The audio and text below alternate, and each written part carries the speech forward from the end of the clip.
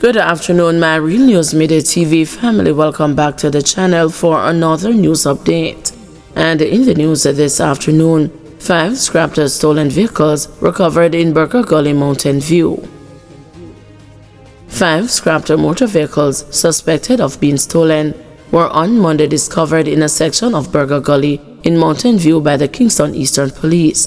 The vehicles are believed to be 2 white Nissan AD wagons, a white Toyota Probox, a white Toyota Allion, and a grey Toyota Voxy.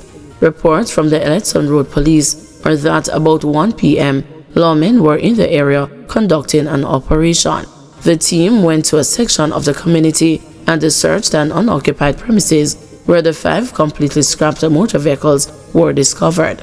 Based on this discovery, the police theorized that the motor vehicles were stolen from elsewhere and brought to the location to be scrapped. The Elletson Criminal Investigations Branch is imploring persons who have lost their vehicles fitting the descriptions to contact them at 876-928-4200, the 119 police emergency number, or the nearest police station. April 24 trial for woman charged for issuing threats after death of thick man. Dana Warren, who is charged for allegedly making threats in a video posted on social media following the police killing of reputed Don Othniel Thickman Laban, is set to go on trial on April 24. Warren, 22, of Maypen, Clarendon, is charged with malicious communication. The trial date was set on Monday when she appeared in the St. Catherine Parish Court. Senior Parish Court Judge Yvette Wentworth Miller did not entertain an attempt at applying for bail, and Warren was further remanded. She is being represented by attorney-at-law Rodine Richardson. Allegations are that on January 23, Warren used a social media post to issue a threat against the police following Laban's death in an alleged confrontation with the cops. An investigation led the police to Maypen, Clarendon, where Warren was arrested. She was subsequently charged following a question and answer session. She has made several court appearances, during which the court ordered a psychiatric evaluation. Opposition cautions healthcare administrators against the covering up for policymakers. Opposition spokesperson on health and wellness, Dr. Alfred Dawes, is accusing administrators at health facilities of covering up for policymakers at the Ministry of Health. Accordingly, he is warning them to desist from this alleged practice. Dr. Dawes, speaking at a press conference on Tuesday, also accused the policymakers of deflecting on issues affecting Jamaica's healthcare system while casting blame at the feet of senior managers.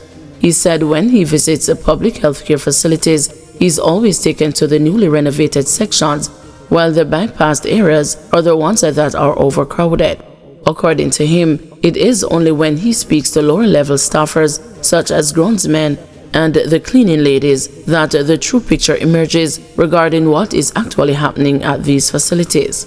And I want to speak to all the senior managers out there, because when I'm doing my hospital tours, I'm always taken to the newly renovated sections. The bypassed areas are the ones that are overcrowded. When you speak to the groundsmen, the cleaning ladies, they'll tell you the true picture of what is happening at the different health facilities. But we have this tendency to put out the potted plants and move the patients out of the corridors when you hear that a spokesperson or a minister is visiting. You need to stop that now, because what that is allowing those who continue to pillage the system to do is to make it seem as if everything is fine and they're doing a great job while things are falling apart. And then when things are obviously falling apart, they will throw you under the bus. Counseling being provided following alleged sexual assault of 6-year-old girl by 11-year-old boy at Jesse Repol, says CPFSA. The Child Protection and the Family Services Agency says it is deeply disturbed by the alleged sexual assault of a 6-year-old girl by an 11-year-old boy at the Jesse Repol Primary School in St. Andrew.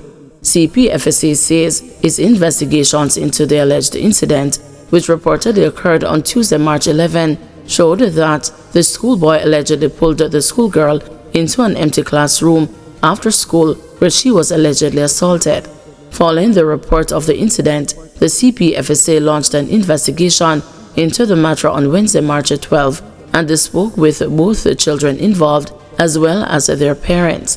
The agency says the girl was then referred to the Ministry of Justice's Victims Services Division for counseling and psychological support, while the 11-year-old child was referred to the Child Guidance Clinic at the University of the West Indies for psychological intervention. We are deeply troubled by this incident, as schools should be looked at as a safe haven for students and not one where they should be vulnerable to be sexually abused, especially not by their fellow students, said CPFSA CEO Laurent Adams Thomas. As soon as this incident was brought to our attention at the Center for Investigation of Sexual Offenses and Child Abuse on Wednesday, March 12, we launched our own investigation into the matter to see how best we could intervene in the best interest of both the children involved. The young victim has been referred to the Ministry of Justice's Victims Services Division for counseling, which has already begun, she continued. The older child was also referred to the Child Guidance Clinic for psychological intervention, she said, while noting that the 11-year-old boy had not yet reached the age of criminal responsibility. Under the law in Jamaica, no person under age 12 can be held responsible for a crime. The CPFSA is continuing its investigations into this incident, and we will be doing home visits as well as community assessments of both children. We will also be doing a visit to the school to obtain further information to aid in our investigation, the CPFSA CEO concluded. Samuda warns of serious action against illegal miners. Minister with responsibility for water and environment, Matthew Samuda, has warned of heavy fines of up to $10 million against the persons engaged in illegal sand mining. He issued the warning this week during a tour of the Swift River Valley in Portland, where he said there have been numerous reports of mining operations in the river valley. While some mining in a limited way is indeed required and functions as river training, there are some operations that we have encountered that are outside the regulatory framework and are acting illegally, Samuda told the journalist, adding, "We will be taking the necessary regulatory action." Samuda said the situation is of serious concern and praised the residents for alerting the authorities. Our capacity to monitor our rivers is indeed limited, so we do appreciate when citizens step forward and give us a heads up when there are issues in spaces, and I assure citizens that we will be taking the strongest legal action when we encounter these issues, he said. Samuda noted that he will be convening a joint task force to complete an assessment of river mining.